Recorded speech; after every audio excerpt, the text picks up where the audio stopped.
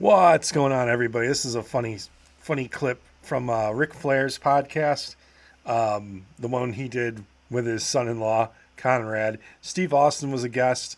They're talking about Ron Simmons. They're talking Japan. Let's play the clip. Work in Japan besides WWE shows? No. Yeah, well, I mean, I went on 3 tours. One time it was a 3-week tour. That's when I tore my tricep, and then I went on 2 like a little single shot. So, three trips over there all together. But that one trip was 3 weeks long, and I remember that was myself, Arn, and I'll leave some people out of this because I. Oh, Ron Simmons was with you guys. Ron Simmons. Yeah. Ron damn near went off the deep end. Yeah. Dean Malenko, Chris Benoit. I think Eddie Guerrero was on that tour. Yeah. Haku. Yeah. And there was a couple other guys, but I remember, or was it Barb? Barb was on there. Yeah. And so, man, like me and Arn, we're used to being over in the United States. A lot of those guys, and Ron Simmons wasn't used to going over to Japan, but all those other guys that I mentioned were going back and forth to Japan all the time, so they were used to it. So like Arn and me are like, Arn was miserable. We're used to being on the road, Yeah. but we're used to being on the road in the States. Yeah. So me and Arn were drinking like fiends, beer and that's how we maintained our sanity. Yeah. And of course, the third night into the tour, I jump off a top turnbuckle. A Japanese guy moves. He was supposed to bent my arm up too far and tore my tricep off my elbow. Oh God! Of course, I couldn't go home because Yeah. you just got to work hurt, right? Yeah. So they put me in some tags, some 6-mans and stuff like that. I'll never forget. It was me, Arn Anderson, and Ron Simmons working against 3 Japanese guys I can't remember. And all of a sudden, it was me and Arn on the apron, and Ron was in there, and he was on fire. Yeah. Both Oh, yeah. Bing, bang, boom, bang. Yeah. And Arn looked at me and goes, "Holy shit!" Yeah. Yeah. He Ron. was good. Arn says, "I'm glad I'm not a Japanese." Yeah. No. Hey, Ron was pretty tough too. And that's with due respect to Yeah. all the people in Japan. Yeah. I'm just saying, dude, when Ron was on fire and slinging people around like Yeah. a pinball, you couldn't stop him. No. Ron was, I was going to say it about Kerry Von Erich earlier, but the two guys you could always bench press 500 any day of the week were Kerry Von Erich, which I've seen him do 100 times, and Ron Simmons. Yeah. No matter how much Crown Royal Ron drank, he could always bench press. He'd come in and warm up with 315 for 10. Yeah, those are the kind of guys that just pissed you off. Yeah, I know. Because I'd be in the gym, working out like a sumbitch. For a while, Tony Atlas trained with me. And Oh, a lot yeah. of people don't know that, Tony Atlas would drink some beer.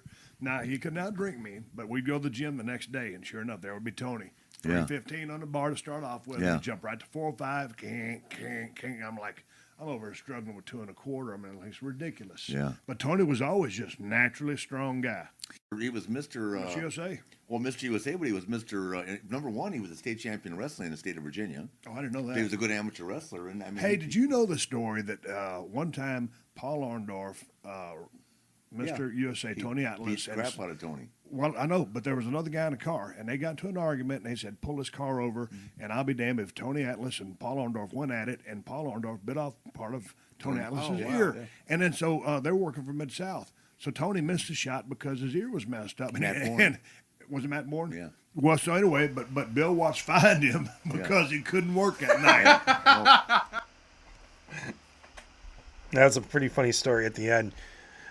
So he got fined for having his ear bit off by Paul Orndorff, basically. But yeah, another story about Ron Simmons' strength. I've shared a couple of them on this channel already. You can check them out. Ron Simmons benching 500 pounds like it's nothing. I didn't know that about Kerry Von Erich. That's pretty interesting, pretty eye-opening that Kerry Von Erich could also bench press 500 pounds. When you look at Kerry Von Erich, like photos of him, he looked jacked. Don't get me wrong. He had an impressive build, but I didn't realize he had a 500-pound bench press build.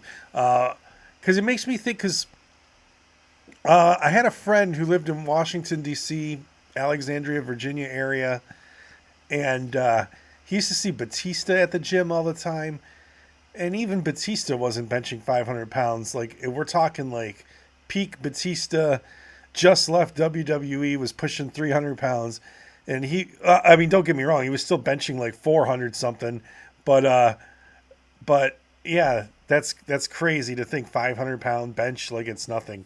Yeah, let me know in the comments below. What do you guys bench? I haven't touched a weight. I don't really. I do a lot of walking and yoga. I do DDP yoga. I don't really do free weights, so I'm not sure what I could even bench. All right, thanks for watching. I'll see you in the next video. Peace.